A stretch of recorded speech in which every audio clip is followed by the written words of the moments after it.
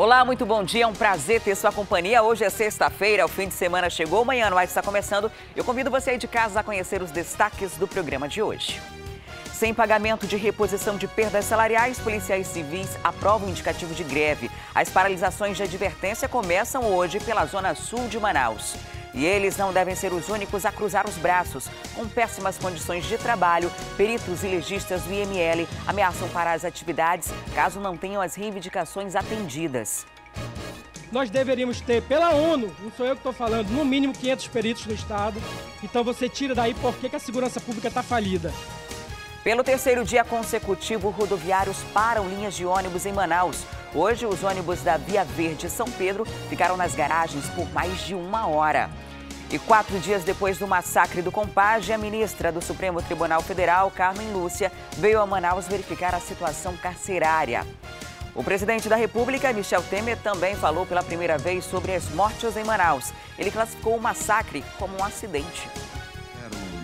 Numa primeira fala, mais uma vez, solidarizar-me com as famílias que tiveram seus presos vitimados naquele acidente pavoroso. E hoje é sexta-feira. No roteiro do dia, nós vamos te mostrar uma modalidade que está ganhando cada vez mais adeptos. Eu estou falando do tiro esportivo, que exige do jogador muita concentração e pontaria.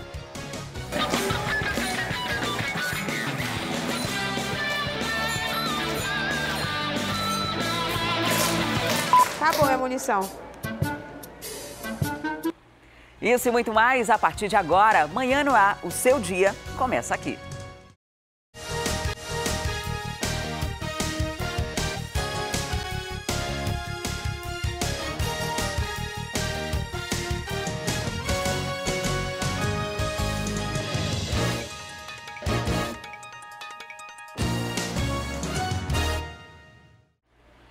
Olá, muito bom dia. Agora são 6 horas e 5 minutos. Nós já estamos ao vivo e você pode participar do Manhã no Ar com a gente. Manda para cá a sua sugestão de reportagem, denúncia, flagrante. É só enviar uma mensagem de áudio ou vídeo no nosso WhatsApp. Anota aí o número 992 25 8767. Entra também na nossa página no Facebook e interage com a gente por lá.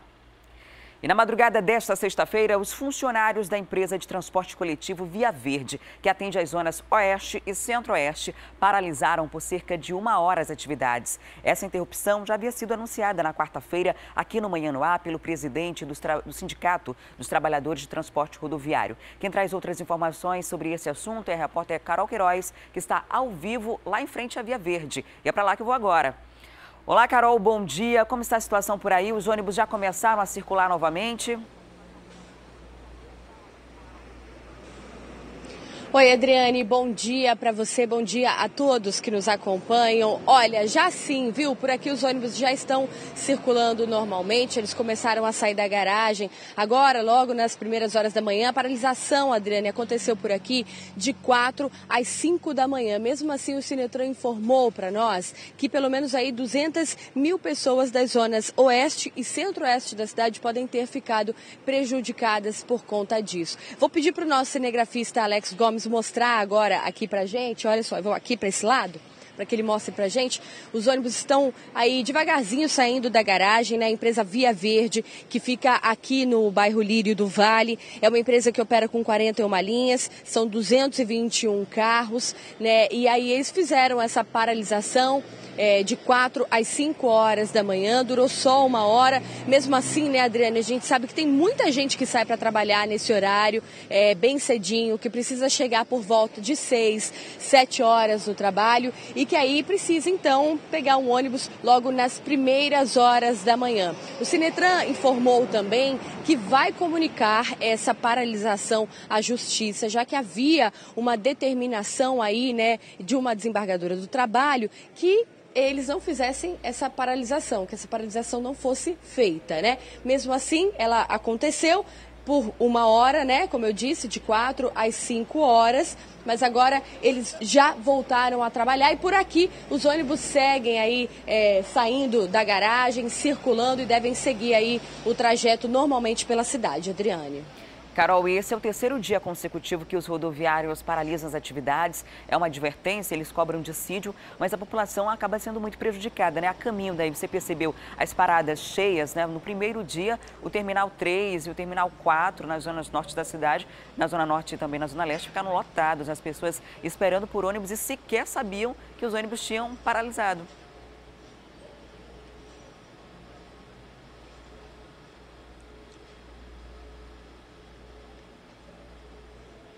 Acho que a gente perdeu aqui a comunicação com a Carol, mas esse é o terceiro dia consecutivo aí que os rodoviários cruzam os braços na cidade e isso deve continuar acontecendo. Eles fizeram essa ameaça no início da semana e continuam fazendo essas paralisações. Diz que a cada dia uma ou duas empresas vão parar por cerca de 2 horas de advertência até que seja deflagrada a lei, a greve geral. O problema é que eles não estão seguindo a lei, que é de avisar previamente o Tribunal Regional do Trabalho. A população não sabe, as autoridades não sabem, o Sinetran não sabe que vai parar e essa paralisação pode acontecer a qualquer momento, em qualquer linha do ônibus. Então, só nos resta o usuário do ônibus ficar preparado, porque isso pode voltar a acontecer, como tem acontecido nesses últimos dias.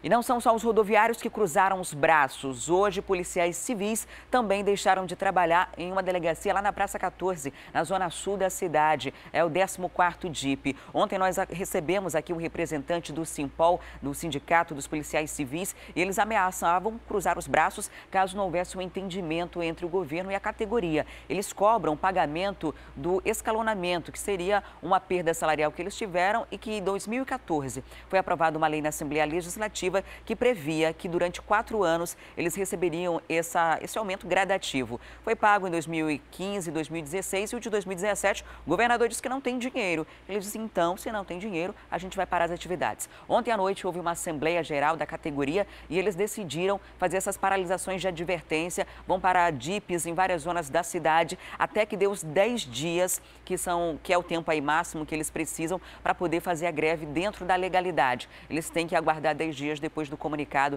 do Tribunal Regional do Trabalho e também ao governo do estado para fazer a greve geral. E daqui a pouco a gente volta a falar sobre isso, o que deixou de funcionar lá na Praça 14, o que acontece ainda no 14º DIP. Daqui a pouquinho a gente traz essas informações ao vivo. E 4 dias depois do massacre no complexo penitenciário Anísio Jobim, a ministra do Supremo Tribunal Federal, Carmen Lúcia, veio a Manaus para discutir a situação carcerária na região. Ela se reuniu com presidentes de tribunais de justiça das regiões Norte e do Nordeste. A ministra chegou cedo no aeroporto de Ponta Pelada. Às 8 da manhã, saiu em direção ao Tribunal de Justiça do Amazonas. Na reunião, que durou mais de 3 horas, estavam os presidentes dos tribunais de justiça do Acre, Tocantins, Amapá e também do Maranhão. Enquanto a reunião acontecia na presidência, do lado de fora, peritos faziam uma manifestação. Entre as reivindicações estão as condições de trabalho. A ministra deixou o tribunal sem falar com a imprensa, mas segundo o presidente do Tribunal de Justiça do Amazonas, a presidente do STF colheu informações para que depois faça as determinações. Além disso, o Conselho Nacional de Justiça, o CNJ, vai instituir um grupo especial para fiscalizar e acompanhar as medidas que as autoridades amazonenses estão tomando em relação às rebeliões.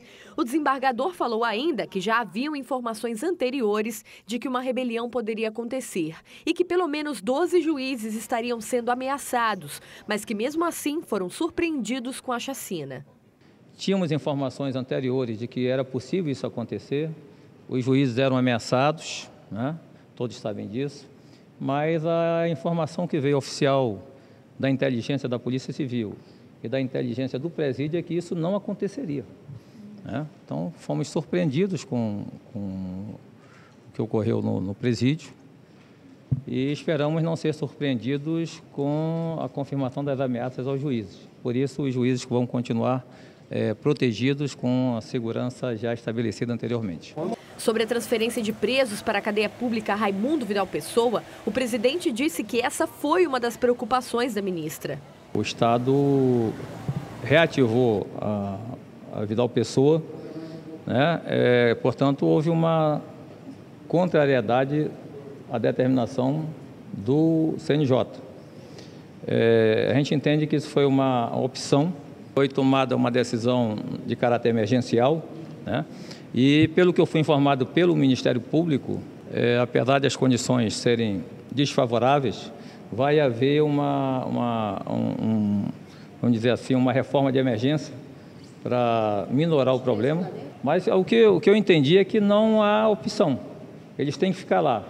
O presidente do Tribunal de Justiça do Maranhão falou sobre a experiência vivida no estado quando o antigo presídio de Pedrinhas, em 2010 e 2013, sofreu com rebeliões e mortes. E que depois fez mudanças radicais no sistema penitenciário, o que resultou na redução de 85% dos homicídios dentro das unidades prisionais. Todas as vezes que acontece esses episódios em presídios, o Estado é responsável, porque o Estado é o responsável pela segurança do presídio.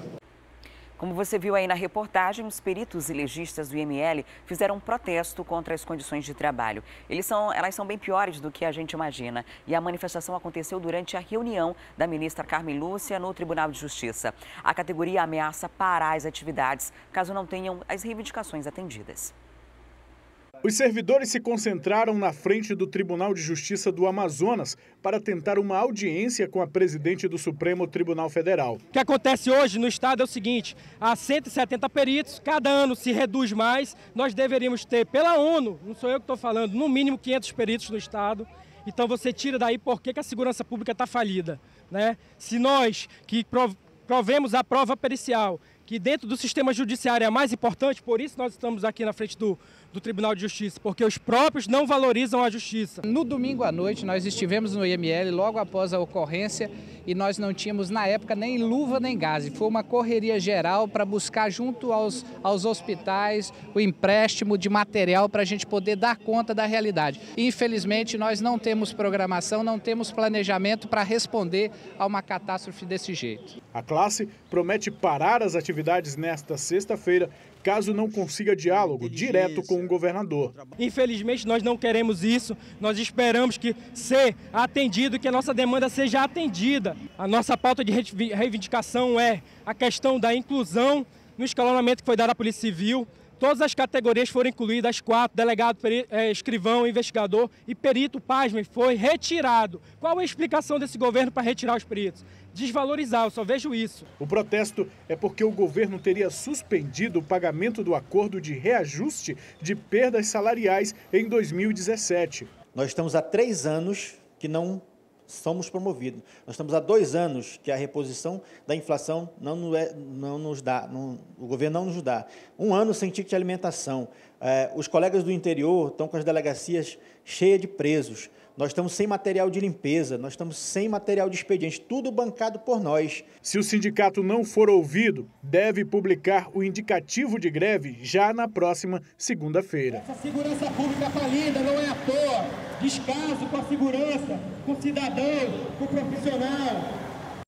Situação extremamente grave aí dos peritos, porque, só para você ter ideia aí como foi relatado, no dia que chegaram esses quase 60 corpos no IML, eles não tinham luva para trabalhar, tiveram que pedir material emprestado nos hospitais para começar esse trabalho, que continua, inclusive, no IML. Muitos deles estão trabalhando agora de forma voluntária. A situação é bem precária e uma reivindicação deles é bem difícil, porque eles querem ser incluídos na lei do escalonamento, só que a lei do escalonamento com os outros policiais civis e não incluíram os médicos legistas e peritos, não está sendo cumprida pelo Estado. Então, eles estão querendo entrar numa lei que o governo não está cumprindo, pelo menos nesse ano. A gente espera que haja um entendimento e que essas greves, essas ameaças de greve possam ser contidas. E a manchete do jornal A Crítica de hoje destaca: voluntários ajudam a identificar corpos. A identificação e montagem dos corpos dilacerados são feitas com a ajuda de peritos voluntários. Essas e outras reportagens completas podem ser conferidas através do seu celular ou tablet. É só baixar gratuitamente o aplicativo A Crítica Digital. Cadastrando-se, você ganha 1 mês de assinatura grátis do jornal A Crítica. Essa assinatura pode ser feita só ligar para os telefones da Rede Caldeirada de Comunicação. E o aplicativo já está disponível também para os sistemas Android e iOS. E a Procuradoria-Geral da República instaurou 4 procedimentos administrativos para apurar a situação do sistema penitenciário no Amazonas e mais 3 estados. Sobre esse assunto, eu converso agora ao vivo com o repórter Danilo Alves. Olá, Danilo. O que exatamente a Procuradoria quer saber? Que medidas é que pretendem tomar depois de obter todas essas informações? Não adianta ter informação, é preciso agir depois de obtê-las, né? Bom dia. Isso mesmo. Bom dia, Adriane. Bom dia a todos que assistem Amanhã no Ar. Bom, primeiramente existe essa crise no sistema carcerário, no sistema penitenciário. Os órgãos públicos, os órgãos tanto do Estado como o Ministério da Justiça já alertaram e também já notificaram o governo do Estado. Agora, dessa vez, foi a PGR, a Procuradoria-Geral da República. Eles instauraram 4 processos administrativos, tanto aqui no Amazonas, em outros 3 estados, o estado de Rondônia, Pernambuco e Rio Grande do Sul.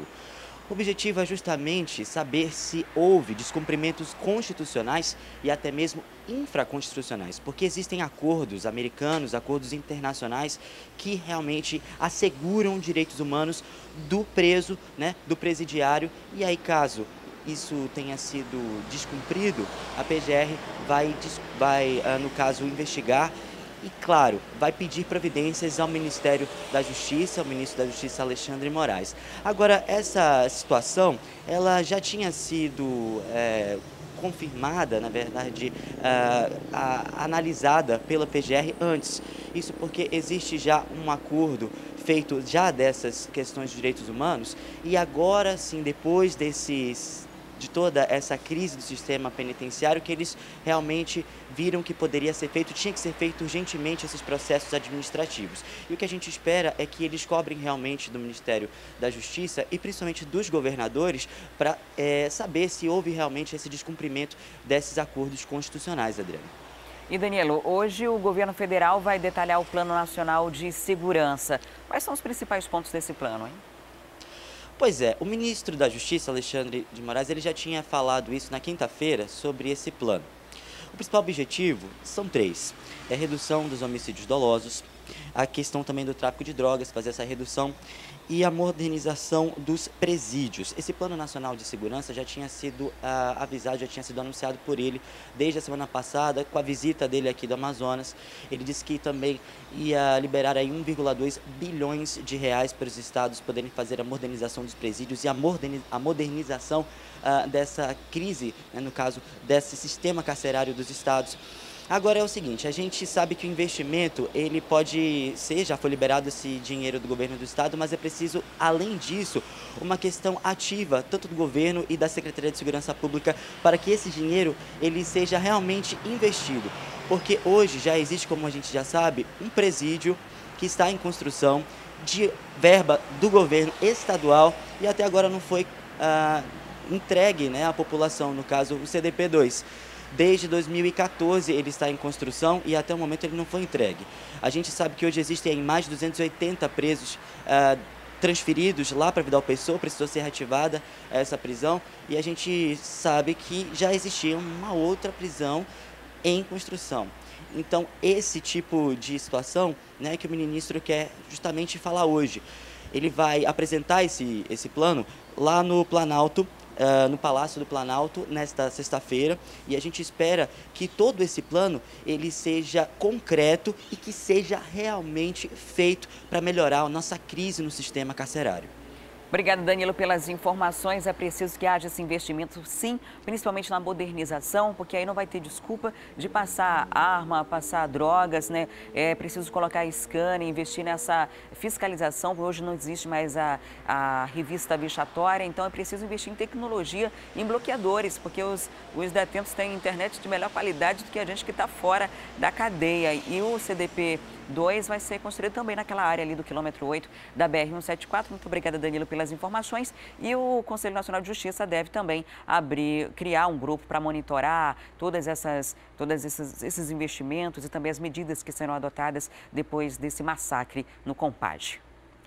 E o Ministério Público Estadual criou ontem uma comissão para acompanhar e investigar também a situação carcerária do Amazonas. A primeira ação do grupo foi uma vistoria na cadeia pública Raimundo Vidal Pessoa. Além de investigar as causas do massacre do Compage, um dos objetivos do Ministério Público é encontrar alternativas que possam melhorar o sistema prisional, tanto na capital quanto no interior do estado. O presidente da comissão acredita que as tensões nos presídios poderiam diminuir se a população carcerária chegasse a níveis aceitos nacionalmente. Hoje, mais de 60% dos detentos no estado estão presos provisoriamente, quando o limite é de 40%.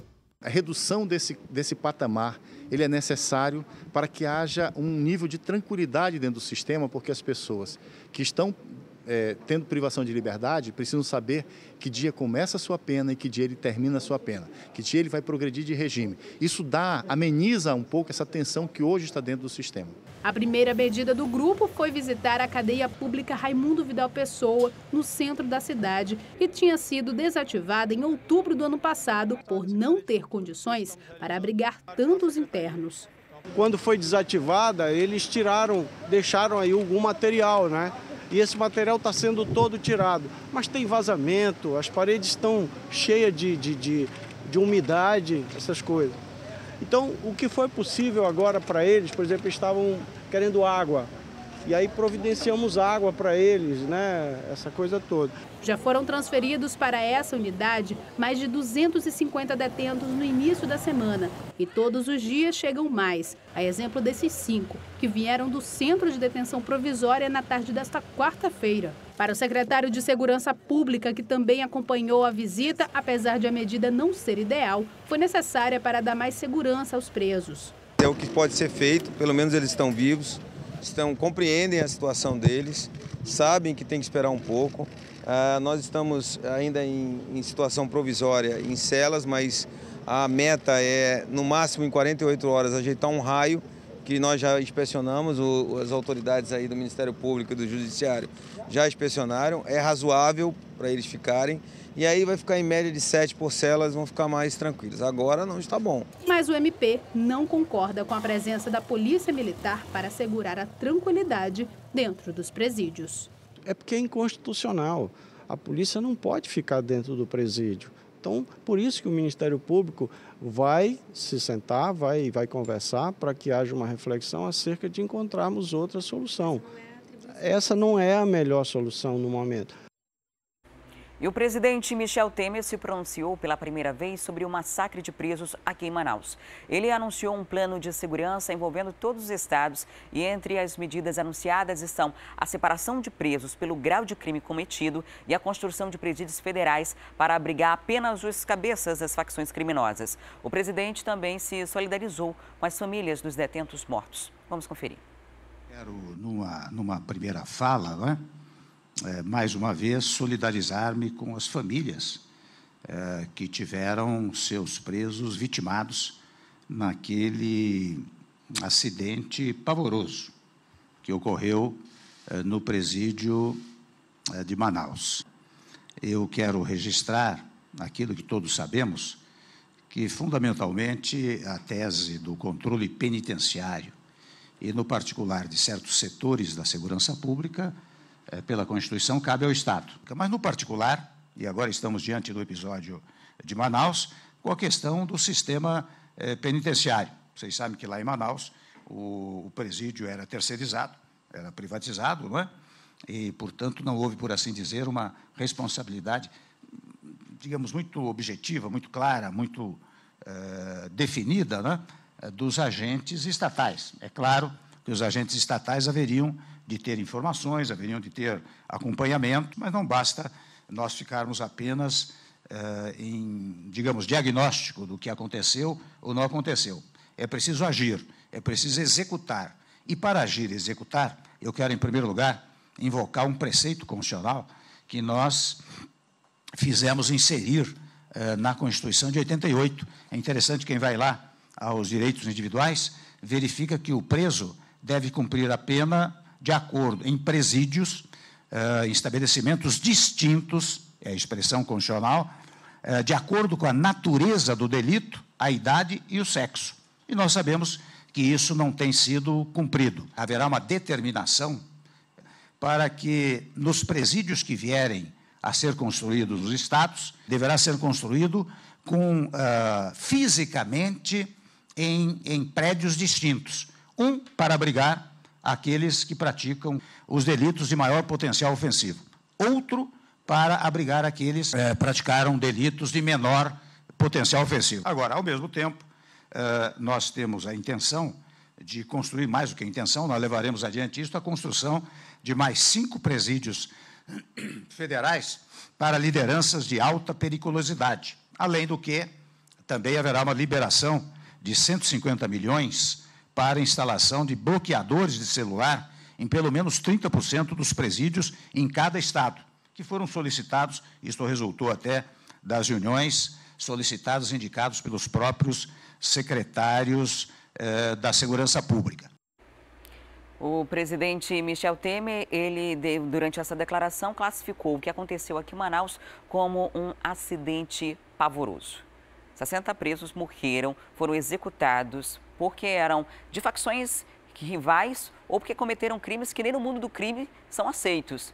Não foi sem querer, mas de acordo com a declaração do presidente, quando se solidarizou com as vítimas, disse que esse foi um acidente pavoroso e claro que isso teve uma repercussão muito grande na internet, muitas críticas contra o presidente Michel Temer, tanto que depois disso ele resolveu se pronunciar na internet. Para isso, ele usou a página no Twitter e disse o seguinte: sinônimos da palavra acidente: tragédia, perda, desastre, desgraça, fatalidade. Foi aí uma forma de se explicar depois de ter feito essa declaração durante a coletiva, quando se pronunciou sobre o massacre do Compage que aconteceu aqui em Manaus. E depois de uma denúncia, policiais do Batalhão de Choque da Polícia Militar e funcionários da Secretaria de Administração Penitenciária realizaram revistas na unidade prisional do Puraquequara. Entre o material apreendido estava uma pistola. Na unidade prisional do Puraquequara, a revista começou no início da manhã dessa quinta-feira, com o apoio do Policiamento Especializado do Canil, ROCAM e da Força Tática. Todos os detentos foram retirados das celas e colocados no pátio do presídio. Entre os materiais apreendidos na revista estão mais de 100 celulares, drogas, bebidas, estoques e até uma pistola calibre 380. Outra medida adotada pelo sistema de segurança foi a proibição de entrada de comidas e roupas nos presídios situados no quilômetro 8 da BR-174. O Estado alega que é para garantir a segurança dos próprios detentos e agentes penitenciários. Mas a decisão desagradou os familiares. Eles estão gritando, pedindo comida, só entendeu? Comida, porque eles são ser humano, eles não são bicho. Eles estão pagando pelo erro deles. Por um quer dizer que vai pagar todos? Só o que nós estamos pedindo que os familiares peçam, que o secretário olhe, o ministro olhe, ou então o governador olhe, somente que libere a alimentação deles aí dentro, aí, para a gente levar aí para dentro. E alunos e funcionários da Universidade Federal do Amazonas estão com medo da onda de violência na cidade, principalmente após a fuga dos detentos do Compage e IPAT. A rotina dos alunos e dos funcionários da Universidade Federal do Amazonas foi alterada por medo da violência. Vêm, mas ficam até um certo horário e saem antes de terminar a aula com medo de ter algum bandido à solta. Tem gente que não está nem vindo para a faculdade com essa tensão. Realmente a gente tem medo, porque é escuro. Não tem como não ficar, né? São 100 pessoas foragidas, então de repente eles aparecem aqui. O sinal amarelo aqui na UFAM significa atenção redobrada por conta da fuga dos detentos. A administração está tomando as precauções. Temos, sim, feito uma ação do que a gente chama de luz amarela, acender luz amarela, no intuito de aumentar a quantidade de rondas que nós já fazemos aqui no campus diariamente. Nós fizemos um aumento também do efetivo de monitoramento. Aumentamos a abordagem a ações suspeitas, abordagem feita pelos nossos agentes de segurança. Assim como nós também intensificamos uma relação direta com a Polícia Militar, com telefones diretos com os comandos, para que um evento qualquer que possa acontecer, seja respondido com maior rapidez. Para esse professor que trabalha na universidade há 32 anos, a onda de insegurança está presente também dentro da sala. Nós estamos nos sentindo aqui muito inseguros nesse horário, principalmente nesse período que se aproxima das 10 horas, né, em que o campus fica muito vazio, o ônibus não entra aqui para pegar as pessoas. Tanto que os alunos fizeram um abaixo-assinado para reduzir o tempo de aula. Nós, alunos da licenciatura em Educação Física Noturno, turma 4, solicitamos a abreviação das aulas dos últimos tempos, que são os tempos de 8 a 10 horas da noite, em virtude da falta de segurança nas dependências da universidade e na cidade de modo geral. Então eles vieram me pedir isso aí, eu como não posso tomar essa providência por mim mesmo, né, recebi e vou encaminhar a coordenação e a direção da faculdade, né, para que analise essa possibilidade. E essa preocupação tem muito sentido, né? Não foi só na Universidade Federal do Amazonas que a segurança foi reforçada. Vários condomínios aqui da cidade reforçaram também a segurança e o patrulhamento particular para tentar garantir o máximo de segurança possível, tendo em vista que ainda existem muitas pessoas foragidas. Daqui a pouco a gente vai voltar a falar sobre esse assunto que tomou conta do noticiário durante toda essa semana, não só aqui em Manaus, como no Brasil todo e até no mundo. E a polícia apreendeu 2 homens suspeitos de cometer diversos roubos na zona centro-oeste da cidade. A dupla agia próximo à rotatória do Dom Pedro e, segundo a polícia, uma das vítimas chegou a ser estuprada por um dos criminosos. Foi só através de uma operação montada pela Polícia Civil na última segunda-feira que Giovanni Rodrigues da Silva, de 21 anos, e Willary Monteiro Guimarães, de 22, conseguiram ser capturados. Eles são suspeitos de assaltarem mais de 20 pessoas nos últimos 2 meses nesta área próximo à Bola das Letras, no bairro Dom Pedro, zona centro-oeste. A maioria das vítimas de Willary e Giovanni eram mulheres. Elas passavam por aqui pela Bola das Letras, eram assaltadas e muitas das vezes levadas a este matagal e lá estupradas. Foram vários boletins de ocorrência desde outubro, novembro e dezembro relacionados a roubos com arma branca. E a gente concluiu que poderiam ser os mesmos infratores diante da descrição e do modus operandi que as vítimas narraram para a gente. Os dois já tinham mandados de prisão expedidos desde 2015. Giovanni, além de roubo, também foi indiciado por estupro a uma vítima. Na época, o crime aconteceu no bairro Compensa. Tem alguns condomínios ali, né, naquela área da Bola das Letras, muitas empregadas domésticas, né, babás, alguns funcionários. Eles sabem que, às vezes, as pessoas saem desses condomínios com o salário, com a diária, né? Então, eles montaram aquela área ali como uma área propícia para assaltar com faca. A dupla foi autuada por roubo e encaminhada ao Centro de Detenção Provisória Masculino na BR-174. Você já ouviu falar da Barbie do tráfico? Pois é, dela que a gente vai falar agora. Uma amazonense que foi presa no aeroporto de Porto Alegre quando tentava embarcar em um voo para Manaus. Ela é conhecida como a Barbie do tráfico e o motivo você vai já saber. Olha aí, a Barbie toda loirinha, de franjinha. Ela estava foragida da Justiça do Estado do Mato Grosso do Sul, mas já foi presa. Loira, jovem, bonita, atraente e que gosta de ostentar. É só você fazer assim que eu volto. O vídeo e as fotos exibidas nas redes sociais mostram uma mulher que adora cuidar da beleza e se preocupa com o corpo. Ela se identifica como Bárbara Caroline. Nessa foto, aparece com um namorado, um casal que demonstra estar feliz e apaixonado. O rapaz de 28 anos é Diego Punk, que mais tarde descobriria a verdadeira identidade da mulher. Ela é de Manaus, ele de Porto Alegre. Diego é piloto de navio. Em uma das viagens ao Amazonas, se conheceram. Começaram um relacionamento há 2 meses. Nas vésperas de Natal, a jovem veio aqui para o Rio Grande do Sul para conhecer a família do namorado. Aparentemente acima de qualquer suspeita. Até o irmão de Diego receber uma mensagem do ex-namorado de Bárbara, revelando a verdadeira identidade dela. Traficante, foragida da justiça e com nome falso. O irmão gêmeo de Diego conversou com nossa equipe. Eu pensava que ele ia sair dessa, né? Ia expulsar ela de algum jeito, mas aconteceu o efeito contrário. Eles acabaram fugindo para Porto Alegre e deixando a gente no Natal sem ele. Bárbara, na verdade, é Fernanda Caroline Chaves Pinho, de 22 anos. Ela estava com mandado de prisão desde setembro, após pular um muro de 12 metros de altura e fugir do presídio de Campo Grande. A traficante havia sido condenada a 5 anos e 10 meses de prisão pela Justiça do Mato Grosso do Sul, quando foi presa com 40 quilos de maconha. Ela trazia droga do Paraguai, com destino a Manaus. Na terça-feira, Fernanda embarcaria para Manaus, mas cancelou a passagem com medo de ser presa. Um dia depois, veio até o aeroporto Salgado Filho, pronta para voltar à terra natal, mas foi surpreendida pelos policiais. As imagens mostram o momento em que Fernanda chega no aeroporto. Ela está acompanhada do namorado e carrega um Mickey, presente de Natal de Diego, que mesmo sabendo do amor bandido, ficou ao lado dela. Eles circulam pelo saguão até os policiais chegarem. Fernanda foi levada para a delegacia que fica dentro do aeroporto.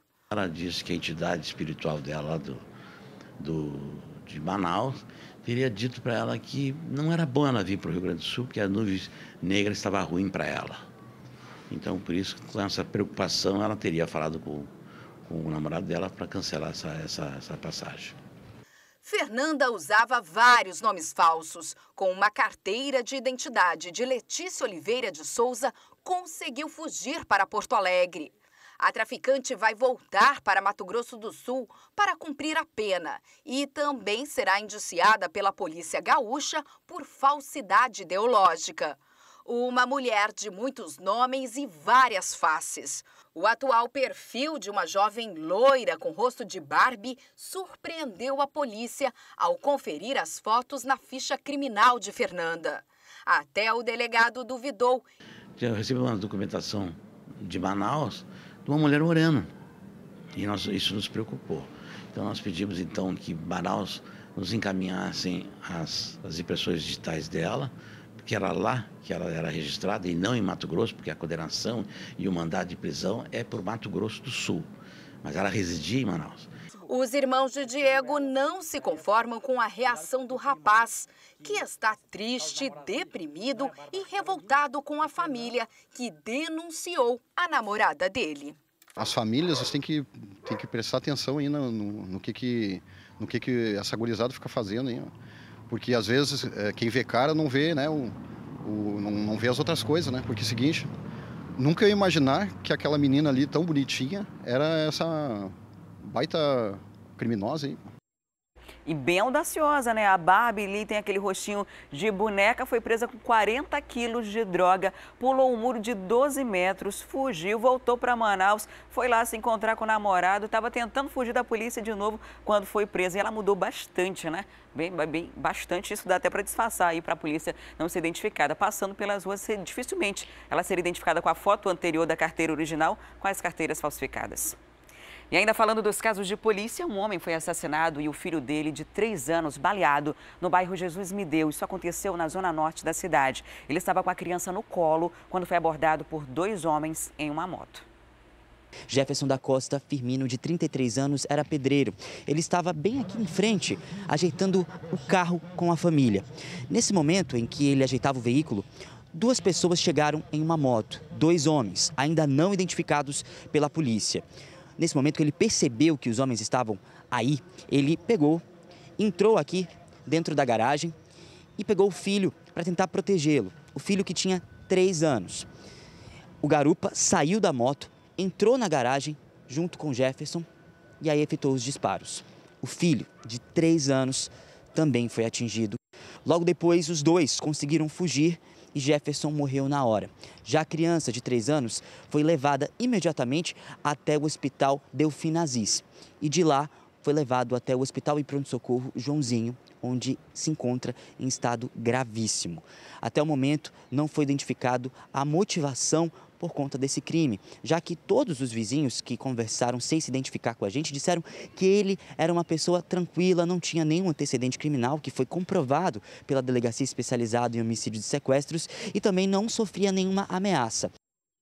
Em nota, a Secretaria de Estado de Saúde informou que a criança está internada na unidade de terapia intensiva no pronto-socorro Joãozinho. Ela respira com a ajuda de aparelhos, mas o quadro é estável.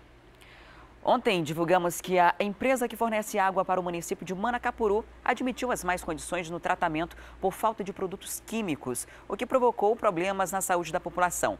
Por isso, a prefeitura decretou estado de emergência. Laudos técnicos da Vigilância Sanitária apontaram contaminação na água distribuída à população de Manacapuru. O serviço de abastecimento, por falta de tratamento da água, tem levado a essa água sem nenhum tratamento. Portanto, as pessoas estão consumindo essa água, lavando prato, copos, e isso tem causado doenças. Por isso que nós estamos com um problema no hospital hoje. De acordo com a Secretaria Municipal de Saúde, esse problema da contaminação da água já levou mais de 700 pessoas a procurarem atendimento no Hospital de Manacapuru com problemas de vômito, febre e diarreia. Esse cenário fez com que o prefeito de Manacapuru decretasse situação de emergência na saúde do município. Se faz necessário que façamos o estado de emergência, sim, vamos de forma bem clara expor o problema, para que a gente possa fazer de forma emergencial algumas contratações para botar esse produto químico para tratar a água, pois da forma como está não pode continuar e é uma questão emergencial mesmo. Com o hospital lotado, a Secretaria Municipal de Saúde está recrutando voluntários para auxiliar no atendimento aos pacientes. Nós temos uma equipe de voluntários, inclusive médicos que se propuseram a nos ajudar, né? Estou recebendo uma médica de Manaus hoje que quer contribuir, né? Nós estamos com uma equipe muito boa, tem pessoas que chegam lá, olha, eu quero ajudar, e a gente está recebendo. Enquanto o problema da água não é solucionado, é necessário que alguns cuidados sejam tomados. A gente pede que a população ferva a água e que tenha um manuseio com os alimentos, lave os alimentos, coloque hipoclorito. Inclusive, nós estamos fornecendo isso para a população. E ainda em Manacapuru, outra situação também é preocupante. Em menos de 7 meses, prédios mantidos pela Prefeitura estão com problemas de serviço de energia elétrica. A interrupção é por conta da falta de pagamento. 2 unidades de saúde e a farmácia popular do município estão sem o fornecimento. Prédios ligados à Secretaria Municipal de Saúde, onde funcionam a Policlínica da cidade, a Farmácia Popular e o Posto de Saúde da Comunidade Bela Vista, tiveram o fornecimento de energia interrompido por falta de pagamento. Essa é a segunda vez em menos de 7 meses que prédios mantidos pela administração do município têm o fornecimento de energia cortado. Em junho do ano passado, até o prédio da Prefeitura teve o fornecimento interrompido por falta de pagamento. A dívida de gestões anteriores com a concessionária de energia já somam mais de R$1 milhão.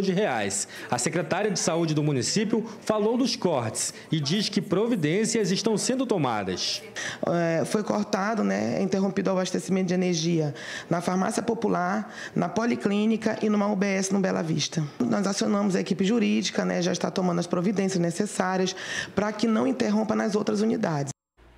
A gerência da Amazonas Energia em Manacapuru informou que desconhece a ordem de corte em prédios públicos e diz que se ocorreu a interrupção é porque as contas não estão no nome dos órgãos que funcionam nesses prédios. E depois do intervalo, a gente conversa com o representante da Federação dos Servidores Penitenciários do Amazonas. Vamos traçar um diagnóstico sobre esse cenário que acontece aqui. A gente vai falar também sobre a privatização desses serviços nas penitenciárias do Amazonas. A privatização começou lá em 2002. A gente traz esses detalhes daqui a pouquinho para você, não sai daí.